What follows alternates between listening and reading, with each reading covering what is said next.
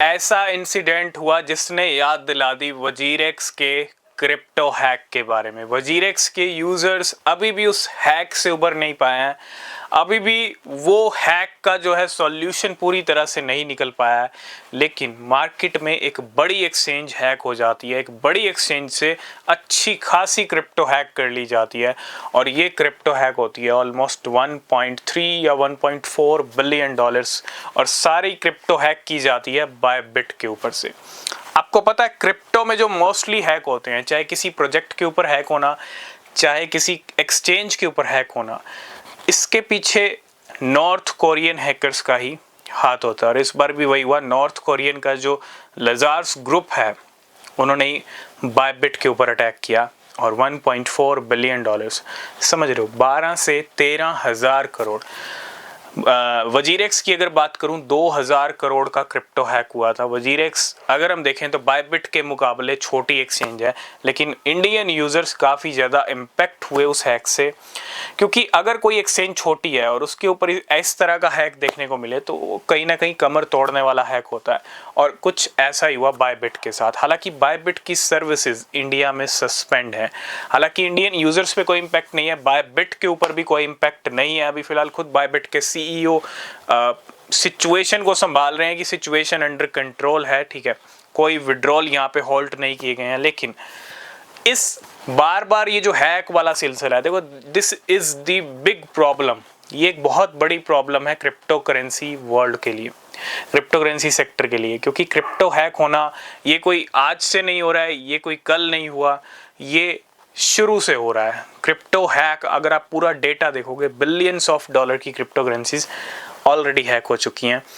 समझ रहे हो, ये इन हैकर्स ने बिलियंस ऑफ डॉलर्स की क्रिप्टो हैक कर ली हैं इतने सालों के अंदर, और पिछले 4-5 साल में तो बहुत क्रिप्टो हैक हुई हैं। तो अगर आप पूरा डेटा देखोगे, हज़ारों लाखों करोड़ की क्रिप्टो करेंसी तो सिर्फ हैक में ही चली गई, और मोस्टली जो हैक का है कोई सॉल्यूशन भी नहीं निकला है। तो आज इस वीडियो का मेन मकसद यही है, आप किसी भी एक्सचेंज में फंड अपने रख रहे हो, डिपॉजिट कर रहे हो, ट्रेड कर रहे हो, आपके फंड की सेफ्टी ना आपके हाथ में, कितना अपनी सेफ्टी अपने हाथ में होती है, और आपके फंड्स की सेफ्टी आपके हाथ में है। वजीरेक्स पे हैक हुआ, कौन इम्पैक्ट हो रहा है? यूजर्स। वजीरेक्स सिचुएशन को संभाल जरूर रहा है ना, लेकिन इम्पैक्ट कौन हुए? यूजर्स। देखो, अगर कोई एक्सचेंज हैक होगी तो इम्पैक्ट यूजर्स होंगे, ठीक है। तो सबसे बड़ा इसके सॉल्यूशंस भी हैं, अगर आप उन सॉल्यूशंस पे फोकस करोगे तो आपको ऐसी नौबत नहीं देखनी पड़ेगी, क्योंकि अगर बायबिट हैक हो सकता है तो बाइनेंस भी हैक हो सकता है, और बाइनेंस पे भी एक बार पहले अटैक हो चुका है हैकर्स का, ठीक है।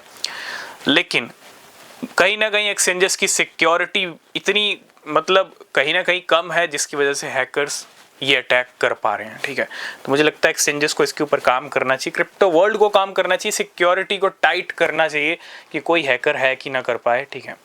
तो ये तो बाद की बात है, ये होगा या नहीं होगा, लेकिन आपके फंड्स, आपकी सेफ्टी आपके हाथ में है। आप अपने फंड्स को सेफ रख सकते हो। कैसे रख सकते हो? अगर आपको हार्डवेयर वॉलेट यूज़ नहीं करना है, लॉन्ग टर्म होल्डिंग कर रहे हो, तो एक ही ऑप्शन है, मल्टीपल एक्सचेंजेस को यूज़ करो। एक ही एक्सचेंज पे आप सारा फंड मत रखो।